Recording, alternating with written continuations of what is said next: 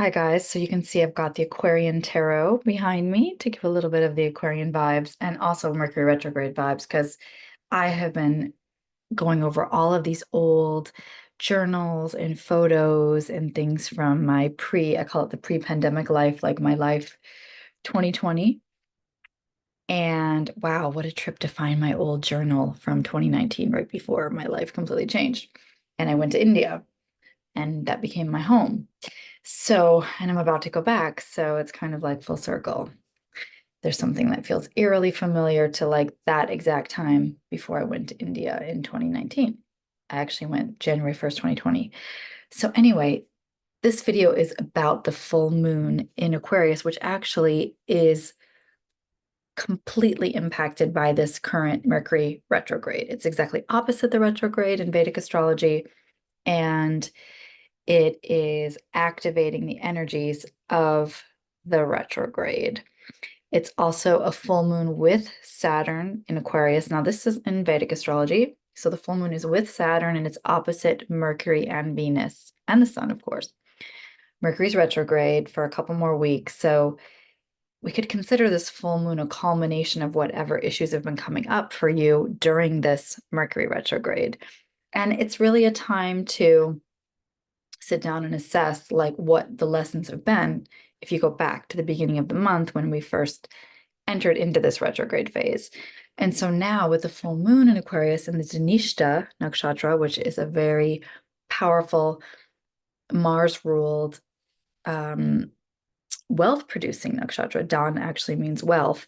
And so there is this potential for a lot of well, because we've got Saturn and we've got retrograded Mercury energies, it's not going to be like, oh, this is a full moon of tons of wealth, but probably you have noticed like an uptick in the flow of wealth. So it should be good, but it's of course not without its problems. I'm sure it's not the normal flow we would normally expect from a full moon in Dhanishta if we didn't have Saturn sitting opposite.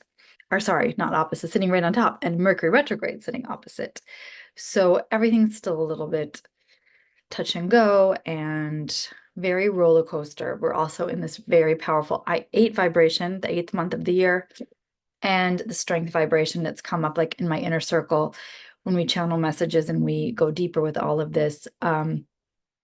The strength archetype has been so significant, which is the opposite of Aquarius. It's Leo, opposite the star archetype, which is also really powerful at this full moon. So a few quick tips for navigating the energies.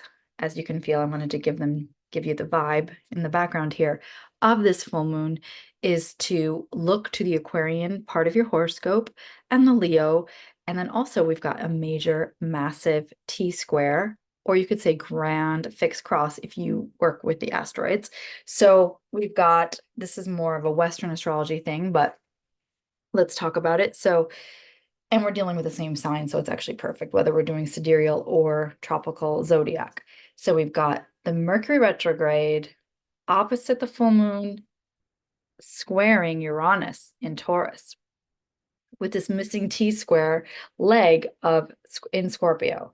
Now we do have Pallas Athena, which is an asteroid sitting at 24 degrees Scorpio, kind of filling in that missing leg, or wherever you have Scorpio planets, late degree Scorpio planets in Western astrology or early in Vedic, that's filling in that T square. So look to Scorpio in your chart to just see where you have to put extra focus, which means letting go, which means death, which means transformation.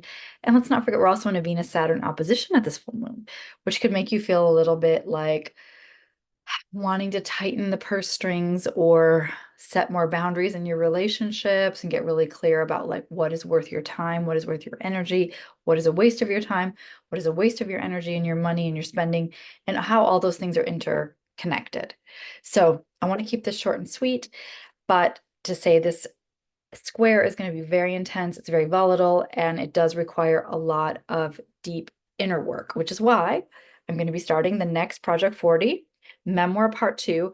So you didn't have to do part 1 to do part 2. It's just that those of you who have done memoir part 1, this is taking it to the next level. And if you haven't done it, you get to just go dive really deep in because we're going to bring the red book themes, Jungian red book themes which give us active imagination exercises to dialogue with your soul and to get more connected to your inner depth, to your inner symbolism, to your waking vision boarding potentials, all of the relationships with the symbols. So I hope that you will join me. It starts September 1st. I'll have all the info below.